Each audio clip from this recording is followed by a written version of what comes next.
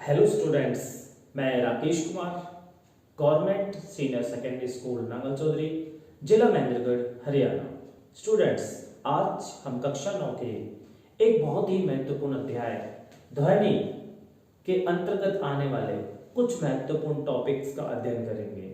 इन topics में हम सबसे पहले आज अध्ययन करने जा रहे हैं ध्वनि क्या होती है और ध्वनि के अभिलक्षण क्या होते हैं। देखिए, ध्वनि जैसा हम पहले अध्ययन कर चुके हैं, वह यांत्रिक ऊर्जा, ध्वनि जो होती है वह ऊर्जा का ही एक रूप है। तो वह यांत्रिक ऊर्जा जो हमें सुनने की संवेदना प्रदान करती है, उसे ध्वनि कहते हैं। ध्वनि को एक तरंग के रूप में माना गया है। ध्वनि को अनुदैर्घ्य तरंग माना गया है। अनुदैर्घ्य तरंग इसे क्यों कहते हैं? देखिए, अनुदैर्घ्य तरंग इसको इसलिए कहते हैं क्योंकि ध्वनि का जो विक्षोभ है वह टू एंड फ्रो अर्थात आगे पीछे दोलन करके एक स्थान से दूसरे स्थान पर पहुंचता है। और वह तरंग जिसमें विक्षोभ, किसका विक्षोभ? ऊर्जा का, जिसमें ऊर्जा का विक्षोभ एक स्थान से दूसरे स्थान पर पहुंचता हो, किस माध्यम से? किसी भी माध्यम से, पर वो आगे पीछे दोलन करके पहुंच रहा हो, तो उस तरंग को हम कहते हैं अनुदैर्घ्य तरंग। ध्वनि भी एक अनुदैर्घ्य तरंग है। अनुदैर्घ्य तरंग को यदि हम ग्राफ पर प्रदर्शित करते हैं तो देखिए किस प्रकार से उसको एक ग्राफ पर प्रदर्शित किया जा सकता है। यह हमारे पास जीरो डिस्टर्बेंस लाइन है, अर्थात यहां पर ये जो हमारा माध्यम है इसमें किसी प्रकार का कोई विक्षोभ नहीं है। परंतु यदि हम ध्वनि पैदा करते हैं और ध्वनि में ऊर्जा का एक जगह से जब दूसरी जगह प्रवाह होता है तो क्या होता है, उसको ग्राफ पे अगर हम प्रदर्शित करेंगे तो इस प्रकार से, ये देखिए, इस प्रकार से उसको तरंग के रूप में प्रदर्शित किया जाता है, ये तरंग के रूप में। और ध्वनि मैंने बताया आपको कौन सी तरंग है? अनुदैर्घ्य तरंग है, अनुदैर्घ्य तरंग। अनुदैर्घ्य तरंग में देखें अगर हम, तो जीरो डिस्टर्बेंस लाइन से, इस लाइन को अगर हम यहां पर ध्यान से देखें तो इससे कुछ भाग हमें तरंग का ऊपर दिखाई दे रहा है और कुछ भाग हमें नीचे दिखाई दे रहा है। वह भाग जो हमें यहां पर ऊपर दिखाई दे रहा है उस भाग को हम सघन अर्थात कंप्रेशन, संपीड़न कहते हैं। तो यह जो हिस्सा है इसको संपीड़न बोलते हैं। आप लोगों को पहले बताया जा चुका है कि ध्वनि जो तरंग है वह अनुदैर्घ्य तरंग है और अनुदैर्घ्य तरंग के कितने भाग होते हैं? दो। कौन कौन से? एक संपीड़न और दूसरा विरलन। ये देखिए, इस तरीके से हम इनको अंग्रेजी में अगर बताना चाहें तो इसको संपीड़न को कंप्रेशन बोलेंगे और विरलन को रेयरफैक्शन बोलेंगे। तो जो हमारे पास लॉन्गिट्यूडिनल वेव्स हैं अर्थात अनुदैर्घ्य तरंग है, उनके दो पार्ट्स हो गए, एक हो गया कंप्रेशन, दूसरा हो गया रेयरफैक्शन अर्थात संपीड़न और विरलन। यहां पर हम इनको अनुदैर्घ्य तरंगों को दो भागों में क्यों बांटते हैं? हम इन दोनों तरंगों को उनके घनत्व के आधार पर बांटते हैं।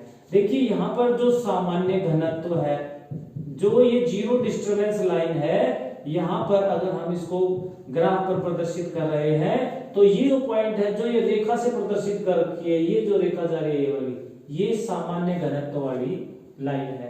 परंतु यदि हम इससे ऊपर की ओर चलते हैं यहाँ पर तो घनत्व बढ़ता हुआ चला जाएगा, और अगर हम नीचे की ओर चलते हैं तो जो माध्यम है उसका घनत्व कम होता चला जाएगा। अर्थात वायु को अगर हम माध्यम ले रहे हैं तो यहाँ पर वायु की जो डेंसिटी है, घनत्व है, वो नीचे इस रेखा से नीचे कम है और यहाँ इस रेखा से ऊपर है। तो संपीड़न में क्या होता है? संपीड़न अनुदैर्घ्य तरंग का वह भाग होता है जिसमें घनत्व अधिक होता है। अर्थात अगर हम वायु में संपीड़न को देखेंगे तो वायु के जो कण हैं वो नजदीक नजदीक होंगे, कुछ इस तरीके से। ये देखिए, यहां पर अगर मैं संपीड़न को प्रदर्शित करूं तो ये देखिए, मैंने यहां पर कुछ कण जो है वो प्रदर्शित किए हैं। ये कण आप देख पा रहे होंगे बहुत नजदीक नजदीक है। तो ये हो गया है कंप्रेशन अर्थात संपीड़न। और यही जो वायु के कण है यदि दूर दूर मौजूद है, जैसा आपको यहाँ पे दिखाई दे रहा होगा, तो वो कहलाता है रेयरफैक्शन। इस प्रकार से जो ध्वनि है वो वायु के अंदर कंप्रेशन, रेयरफैक्शन अर्थात संपीड़न और विरलन के माध्यम से चलती है।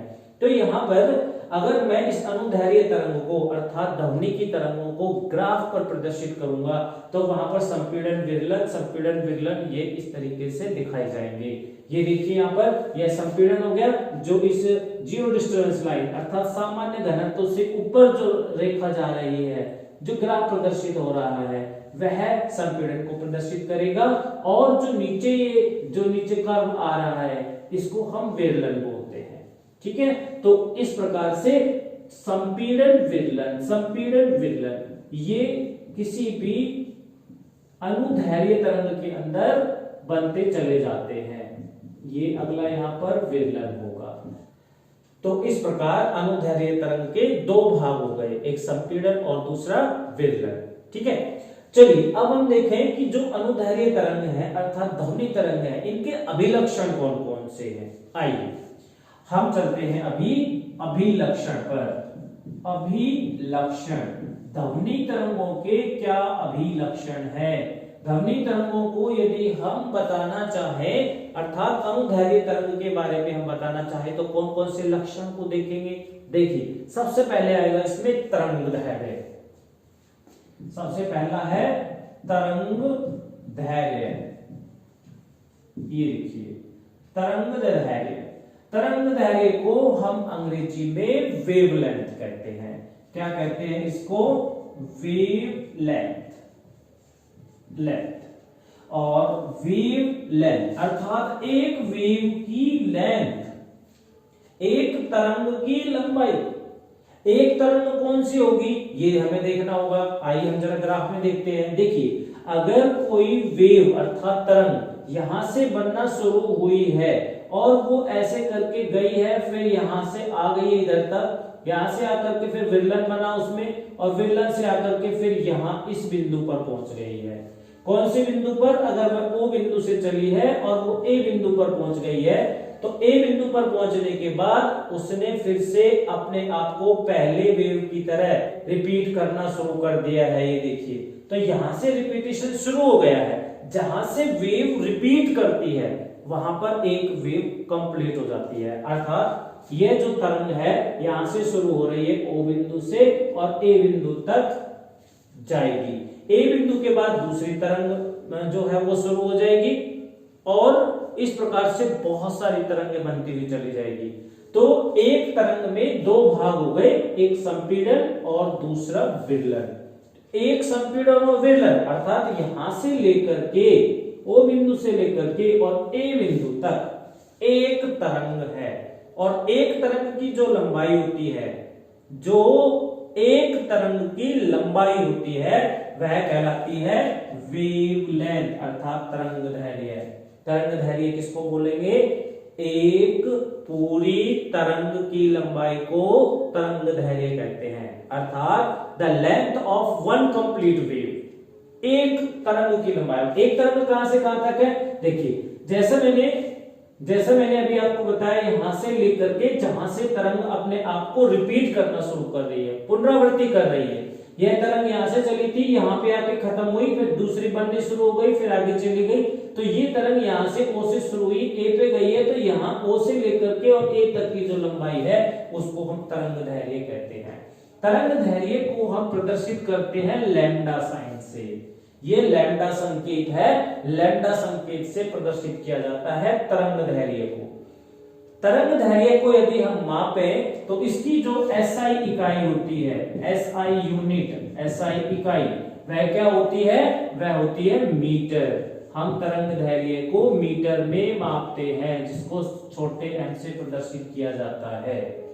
ठीक है, चलिए इसमें एक बात और ध्यान रखने की है। तरंग धैर्य की एक परिभाषा और बनती है, वह क्या है? ये देखिए यहां पर संपीड़न है, इधर भी संपीड़न है। एक वेव के संपीड़न से और उससे अगली आने वाली वेव के संपीड़न के बीच की जो दूरी होती है, अर्थात हम यह भी कह सकते हैं कि दो क्रमागत संपीड़नों के बीच की दूरी को कहां से कहां तक, यहां से लेकर के और यहां तक जो है वेवलेंथ कहलाती है, अर्थात तरंग दैर्घ्य कहलाती है। दो क्रमागत संपीड़नों के बीच की दूरी को क्या बोलते हैं, तरंग दैर्घ्य बोलते हैं। या फिर दो क्रमागत विरलनों के बीच की दूरी को, दो क्रमागत विरलनों के बीच की दूरी को भी तरंग दैर्घ्य बोलते हैं। ठीक है, चलिए अब हम चलते हैं अपने दूसरे अभिलक्षण पर, और दूसरा अभिलक्षण इंपॉर्टेंट अभिलक्षण है जिसको बोलते हैं आवृत्ति। आवृत्ति को अंग्रेजी में बोला जाता है फ्रीक्वेंसी। फ्रीक्वेंसी देखिए, आवृत्ति अर्थात फ्रीक्वेंसी। क्या होती है फ्रीक्वेंसी, क्या होती है आवृत्ति? देखिए, जब हम किसी वस्तु को दूसरी वस्तु से टकराते हैं तो उसमें कंपन होता है।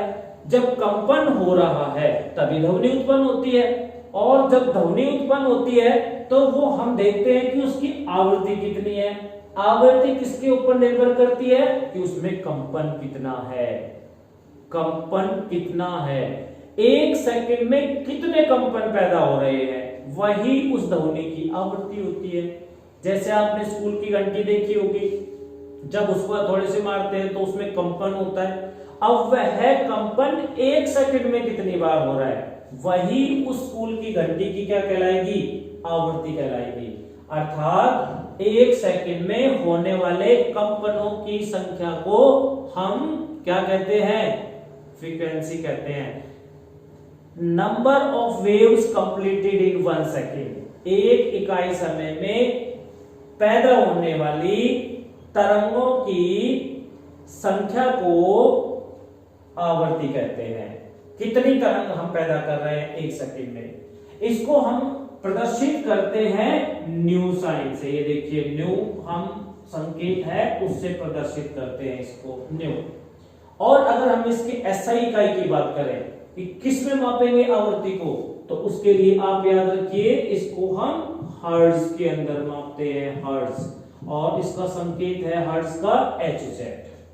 आपने अक्सर सुना भी होगा जब टीवी पर समाचार आते हैं या रेडियो में समाचार आते हैं या कोई अन्य प्रोग्राम प्रसारित होते हैं तो वहां पर बताया जाता है कि ये चैनल इस फ्रीक्वेंसी पर उपलब्ध है। तो वह जो फ्रीक्वेंसी है वह क्या है, वह यही है आवृत्ति। एक सेकंड में कितनी वाइब्रेशंस अर्थात कंपन पैदा किए जा रहे हैं, वो जो कंपनों की संख्या है एक सेकंड में, वही उसकी आवृत्ति है। टर्निंग फोर्क लें और उसको यदि हम मेज के ऊपर टकराएं तो उसमें कंपन होने लगेगा, उसके कंपन एक सेकंड में कितने हो रहे हैं, वही उसकी आवृत्ति होगी। यदि किसी टर्निंग फोर्क में एक सेकंड में 256 टाइम अगर कंपन हुआ तो हम कहेंगे कि उस टर्निंग फोर्क की जो फ्रीक्वेंसी है वह है 256 हर्ट्ज है, 256 हर्ट्ज है। इसी प्रकार से टर्निंग फोर्क की तरह ही आपके घर में आपने देखा होगा इस तरीके से चिमटा होता है ना, और उस चिमटे को यदि आप पकड़ के ऐसे जमीन पर या मेज पर मारते हैं तो उसकी जो ये प्रॉन्ग्स हैं अर्थात भुजाएं हैं, इन दोनों में कंपन होने लगता है। तो ये एक सेकंड में कितना कंपन हो रहा है वह क्या कहलाएगा, वह कहलाएगा आवृत्ति, फ्रीक्वेंसी कहलाएगी।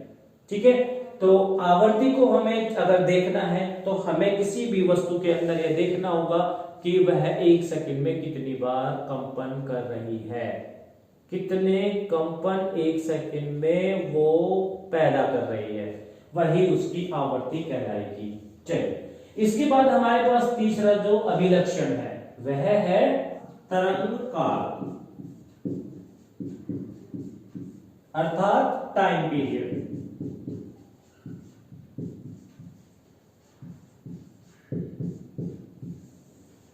देखिए, किसी भी तरंग को पैदा जब हम कर रहे हैं तो उसमें समय अवश्य लगेगा।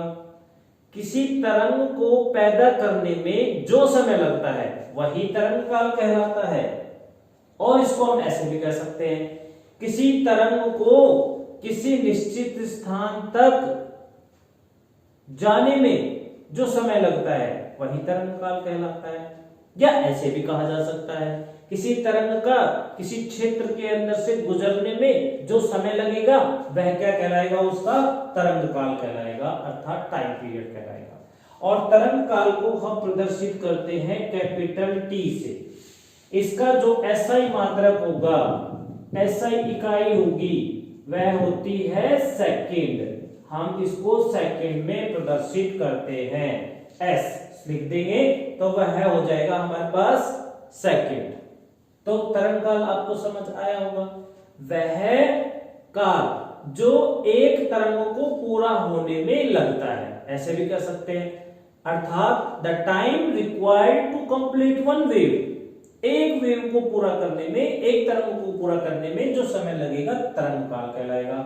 बताया आपको, इसको टी से प्रदर्शित करेंगे, कैपिटल टी, और इसका संकेत रहेगा सेकंड, सेकंड में इसको लिया जाएगा। देखिए तरंग काल को जानने के बाद हम देखते हैं कि आवर्ती और तरंग काल इन दोनों में क्या संबंध है। इन दोनों में एक विशेष संबंध है। यदि हमें इनमें से एक पैमाना दे दिया जाए, आवर्ती दे दी जाए तो हम तरंग काल बता सकते हैं, तरंग काल दे दिया जाए तो आवर्ती निकाल सकते हैं। वो कब निकाल सकते हैं, क्योंकि इन दोनों में एक संबंध है। आइए देखते हैं वह संबंध क्या है। देखिए आवर्ती जो होती है वह होती है न्यू आवर्ती। आवर्ती किसके बराबर होगी, अनुक्रमानुपाती होगी तरंग काल के। ये देखिए frequency is reciprocal to time period, अर्थात आवर्ती बराबर 1/, आवर्त काल। ये यहां पर संबंध है इन दोनों के अंदर।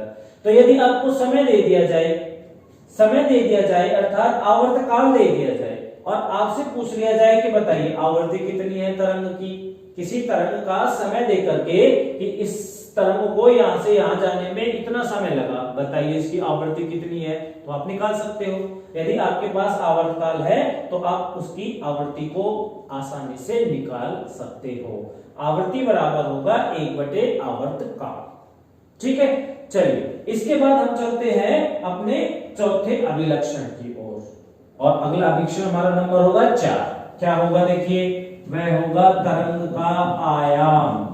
आयाम को हम अंग्रेजी में बोलते हैं amplitude, amplitude of the wave. यह क्या होता है, देखिए एम्पलीट्यूड ऑफ द वेव किसी भी जीरो डिस्टरबेंस लाइन से, ये जो रेखा है जिसको हम सामान्य घनत्व वाली रेखा कह रहे हैं, इस रेखा से संपीड़न में ऊपर की ओर अधिकतम विस्थापन कितना है, और विरलन में इस रेखा से नीचे की ओर अधिकतम विस्थापन कितना है, वह अधिकतम विस्थापन ही क्या कहलाता है, आयाम कहलाता है। क्या होगा आयाम, सामान्य घनत्व वाली रेखा से संपीड़न में ऊपर की ओर अधिकतम विस्थापन और विरलन में नीचे की ओर अधिकतम विस्थापन क्या कहलाता है, आयाम कहलाता है। अर्थात the maximum displacement from the zero disturbance line, zero disturbance line से मैक्सिमम डिस्प्लेसमेंट कितना हो रहा है किसी तरंग में, वह उसका आयाम कहलाता है। इसको हम प्रदर्शित करते हैं कैपिटल लेटर ए से, ए से प्रदर्शित किया जाएगा इसको। और यदि हम इसमें यह बताना चाहें कि इसको किस इकाई में मापा जाता है, तो देखिए इसको मापा जाएगा मीटर के अंदर। इसकी जो इकाई रहेगी मीटर रहेगी। मीटर में हम मापेंगे आयाम को कि यहां से यहां तक कितना मीटर। अगर कोई तरंग का आयाम कम है तो मीटर की बजाय हम उसको सेंटीमीटर, मिलीमीटर या नैनोमीटर में भी माप सकते हैं। ये अब हम चलते हैं अपने अगले अभिलक्षण की ओर, और हमारा अगला अभिलक्षण है तरंग का वेग। तरंग का वेग देखिए, अर्थात वेलोसिटी ऑफ वेव। वेलोसिटी यह क्या होती है, वेलोसिटी कोई भी तरंग यदि एक इकाई समय में, कोई भी तरंग यदि इकाई समय में कितना विस्थापन कर रही है, वह उस तरंग का वेग कहलाता है। अर्थात वेलोसिटी ऑफ वेव क्या कहेंगे, the displacement covered by the wave per unit time is called velocity. एक इकाई समय में, एक इकाई समय में अर्थात 1 सेकंड में कोई भी वेव अर्थात तरंग कितनी दूरी तय कर रही है किसी दिशा में, अर्थात कोई तरंग कितना विस्थापित हो रही है दिए हुए समय में, इकाई समय में, वह उसका वेग कहलाता है, तरंग का वेग कहलाता है। और तरंग के वेग को अगर हम प्रदर्शित करें तो वेग बराबर क्या होता है, वेग बराबर होता है विस्थापन बटे समय, विस्थापन बटे समय। अर्थात अगर हम वेग को संकेत से प्रदर्शित करें तो इसका संकेत होता है v, v संकेत से, कैपिटल V उससे प्रदर्शित किया जाएगा। तो यहां पर देखिए वेग का हमारे पास एक सूत्र भी बन जाता है, v बराबर वेग अर्थात v बराबर आ जाएगा विस्थापन अर्थात डिस्प्लेसमेंट, जिसको हम s संकेत से प्रदर्शित करते हैं, और बटे में क्या है समय, समय को किससे प्रदर्शित करते हैं, t से प्रदर्शित करते हैं। तो यह हमारे पास एक सूत्र यहां पर बन जाता है तरंग के वेग का। यदि हमें किसी तरंग का वेग निकालना है कि कितना है, तो हमें देखना पड़ेगा कि वह तरंग कितना विस्थापन दिखा रही है, किसी एक निश्चित दिशा में कितनी दूर जा रही है, वेग कितनी दूरी तय की है उसने, और समय कितना समय लगा उसको वह दूरी तय करने में किसी निश्चित दिशा में, वह कहलाएगा हमारे पास तरंग का वेग। तो इस प्रकार तरंग का वेग निकाल सकते हैं।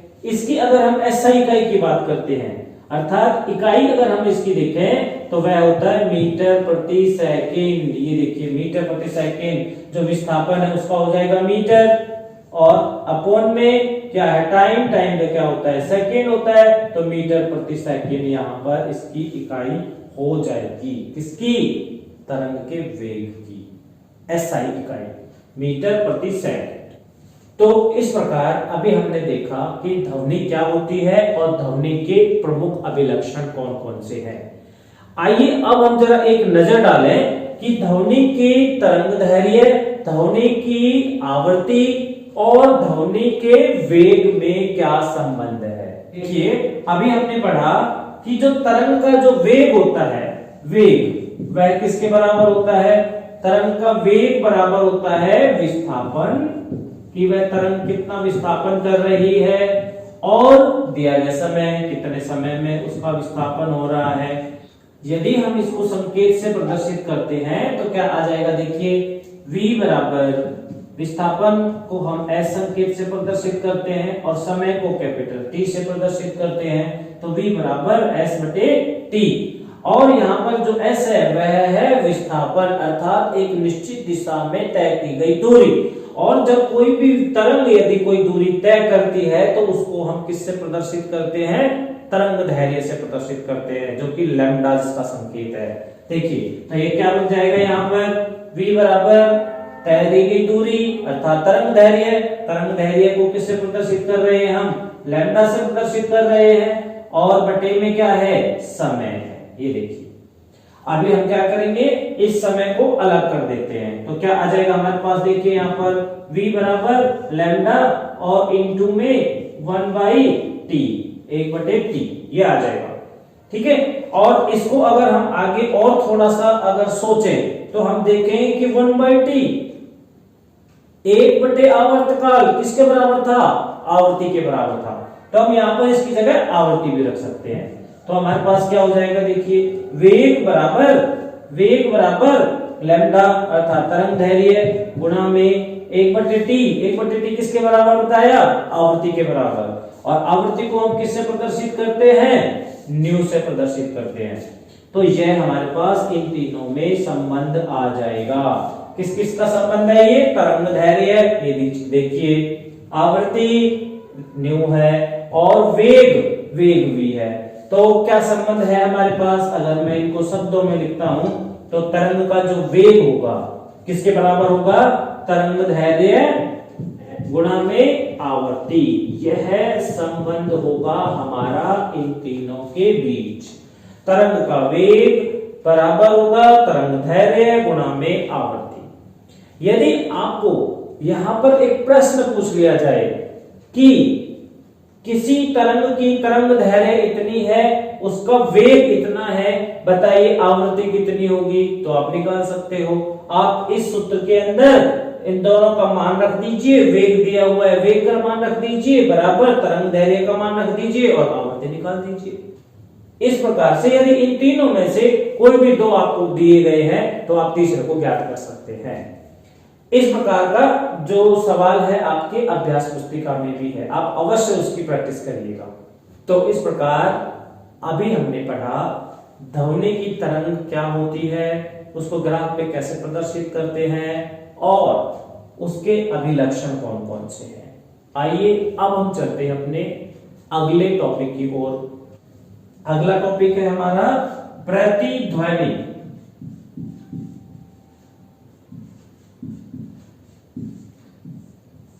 प्रति अर्थात कॉपी, जैसे हम फोटोकॉपी करवाते हैं ओरिजिनल की एक और वैसी हूबहू कॉपी हमारे सामने निकल जाती है फोटोस्टेट मशीन से, वैसे ही ध्वनि की प्रति अर्थात एक ध्वनि जो हमने पैदा की है उसकी जैसी ही दूसरी ध्वनि, वही कहलाती है प्रतिध्वनि। आपने सुना होगा, कई बार देखा होगा आपने कि हम कहीं पहाड़ों के बीच में किसी घाटी में खड़े हैं और वहां जोर से चिल्लाए तो वहां पर हमारे जैसे चिल्लाने की आवाज थोड़ी देर के बाद वापस आती है। ऐसा ही आपने अक्सर देखा होगा कि जो बड़े बड़े हॉल होते हैं, सिनेमाघर होते हैं, ऑडिटोरियम होते हैं, वहां पर जब हम बोलते हैं तो थोड़ी देर के बाद हमारे जैसी ध्वनि जो हमने बोला है वही वापस से हमें सुनाई पड़ता है। क्या आपने सोचा है कि ऐसा क्यों होता है? ऐसा इसलिए होता है कि जो हम ध्वनि सुनते हैं उसकी संवेदना हमारे मस्तिष्क में 0.1 सेकंड तक बनी रहती है। कितने सेकंड तक बनी रहती है? 0.1 सेकंड तक हमारे मस्तिष्क में ध्वनि की संवेदना बनी रहती है। जो ध्वनि हम सुन रहे हैं हमारे मस्तिष्क में 0.1 सेकंड तक उसकी संवेदना बनी रहेगी।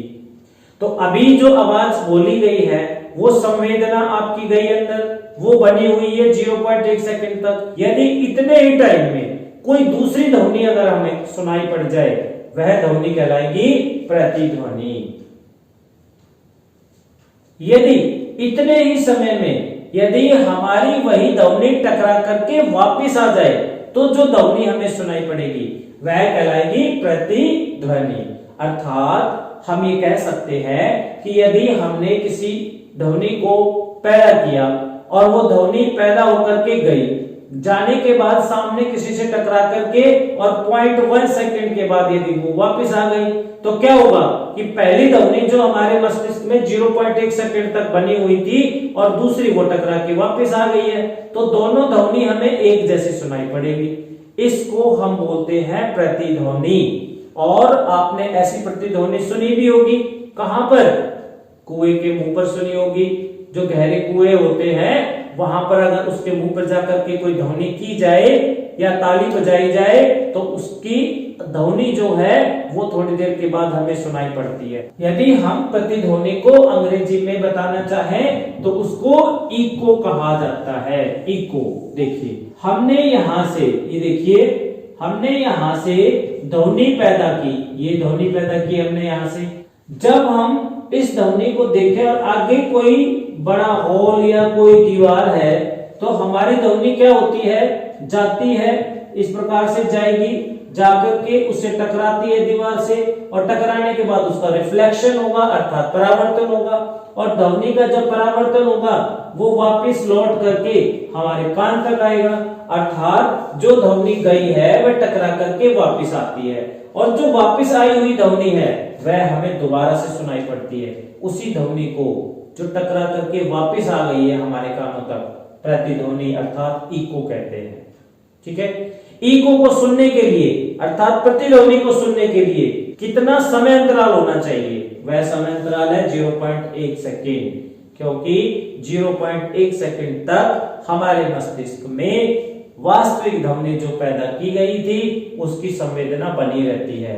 इसलिए जो ध्वनि लौट कर आ रही है अर्थात परावर्तित होकर के आ रही है वह हमें सुनाई पड़ेगी। इस प्रकार किसी सतह से टकरा करके जो ध्वनि वापस आती है परावर्तित होकर के और हमें दोबारा से पुनः सुनाई पड़ती है उसको हम कहते हैं प्रतिध्वनि अर्थात इको बोला जाता है। देखिए यहां पर मैं आपको एक बहुत ही महत्वपूर्ण बात बताने जा रहा हूं। यदि हमें किसी प्रतिध्वनि को सुनना है तो प्रतिध्वनि को सुनने के लिए हमें किसी भी सतह से कितनी दूर खड़ा होना होगा कि हमें प्रतिध्वनि सुनाई पड़ जाए। यदि आप नजदीक खड़े होंगे, आपस में नजदीक खड़े हैं, किसी दीवार के नजदीक खड़े हैं तो आपको प्रतिध्वनि सुनाई नहीं पड़ेगी। तो वह कम से कम कितनी दूरी हो कि हमें प्रतिध्वनि सुनाई पड़े। देखिए अभी हमने देखा कि हमारे मस्तिष्क में जो प्रतिध्वनि है उसको सुनने के लिए और जो ओरिजिनल ध्वनि है उसको सुनने में उन दोनों के बीच का जो अंतर है, वर्ग अंतराल है, समय अंतराल है, उन दोनों के बीच का जो समय अंतराल है वह 0.1 सेकंड का होना चाहिए। तो यहां पर हमारे पास जो समय है वह तो आ गया है, कितना होना चाहिए 0.1 सेकंड होना चाहिए समय। लेकिन अगर हम दूरी निकालना चाहें कि कितनी दूर है हमें तो उसके लिए हमें क्या लेना होगा। देखिए समय बराबर क्या होता है, समय बराबर होता है दूरी बटे 4। ये देखिए दूरी बटे 4। और यदि हमें दूरी निकालना है कि कितनी दूरी है तो हमारे पास समय भी हो और चाल भी हो, दोनों होंगे तो हम वहां पे निकाल पाएंगे कि कितनी दूर होना चाहिए। तो मैं यहाँ पर देखिए दूरी का सूत्र लिख रहा हूं, दूरी बराबर अगर मुझे दूरी निकालनी है तो समय गुणा चाल। कितना समय लग रहा है किसी ध्वनि को जाने में और कितनी चाल से वह ध्वनि चल रही है। यदि हमारे पास ये दोनों चीज हैं तो हम वहां पे दूरी निकाल सकते हैं। समय यहाँ पर हमारे पास है 0.1 सेकेंड। ये देखिए 0.1 सेकेंड। अब हमें क्या चाहिए, चाल। चलिए मैं यहाँ पर 22 डिग्री सेल्सियस ध्वनि की चाल ले लेता हूं। देखिए यदि तापमान 22 डिग्री सेल्सियस है तो ये जो ध्वनि जा रही है इसकी चाल 344 मीटर प्रति सेकेंड होगी वायु के अंदर। वायु में 22 डिग्री सेल्सियस पर ध्वनि की चाल 344 मीटर प्रति सेकेंड होती है। तो यहाँ पर हम ध्वनि की चाल रख देते हैं 344 मीटर प्रति सेकेंड। और अब हम यहाँ पर निकालना चाहें दूरी कि हमें प्रतिध्वनि को सुनने के लिए कम से कम दीवार से कितनी दूर खड़ा होना होगा। देखिए यहां पे हम इसको हल कर सकते हैं तो हमारे पास आ जाएगा 34.4 मीटर। अर्थात जो हमने यहां ध्वनि पैदा की है वह ध्वनि गई और जाकर के टकराने के बाद हमारे कान तक आई तो उसने यहां से जाकर के और सतह से टकरा करके वापस आने में कितनी दूरी तय कर ली है, 34.4 मीटर दूरी तय कर ली है। क्यों? क्योंकि समय हमारे पास है कि प्रतिध्वनि और वास्तविक ध्वनि में जो समय अंतराल है वो कम से कम 0.1 सेकंड का होना चाहिए। और हमने वहां पर लिया 22 डिग्री सेल्सियस तापमान पर अगर है तो 344 मीटर प्रति सेकंड ध्वनि की चाल होती है। वह जब हमने ली तो किसी प्रतिध्वनि को हमारे कान तक पहुंचने में कितनी दूरी तय करनी पड़ी वो हमने यहाँ पे निकाल ली है और वह दूरी है 34.4। अब यदि हम इसकी दूरी देखना चाहें कि जो दीवार है जिससे ध्वनि टकरा करके आ रही है, परावर्तित होकर के आ रही है, वह दीवार हमसे कितनी दूर हो तो हम क्या करेंगे 34.4 यहां से ये गई है और वापस आई है अर्थात उसने 2 बार रास्ता तय किया जाने का और आने का। परंतु हम यहाँ पे निकालना चाह रहे हैं केवल हमसे उस दीवार की दूरी जहां से ध्वनि जो है वो प्रतिध्वनि बन के वापस आ रही है। तो वह दूरी देखिए कितनी होगी 34.4 जो हमने दूरी निकाली है पूरी जाने की और आने की डबल है, उसको हमें हाफ करना होगा, आधा करना होगा क्योंकि हमें यहाँ से यहाँ तक की दूरी लेनी है, आने की नहीं लेनी है। तो हम इसका हाफ कर देंगे तो वो हमारे पास आ जाएगा 17.2 मीटर। तो जो दूरी है किसी भी दीवार की या किसी भी सतह की, और हम अगर देखें कि हमें प्रतिध्वनि कब सुनाई पड़ेगी तो हमें प्रतिध्वनि तब सुनाई पड़ेगी जब हमसे कम वह दीवार या वह वस्तु जिससे प्रतिध्वनि हमें सुनाई पड़ सकती है 17.2 मीटर दूर होनी चाहिए।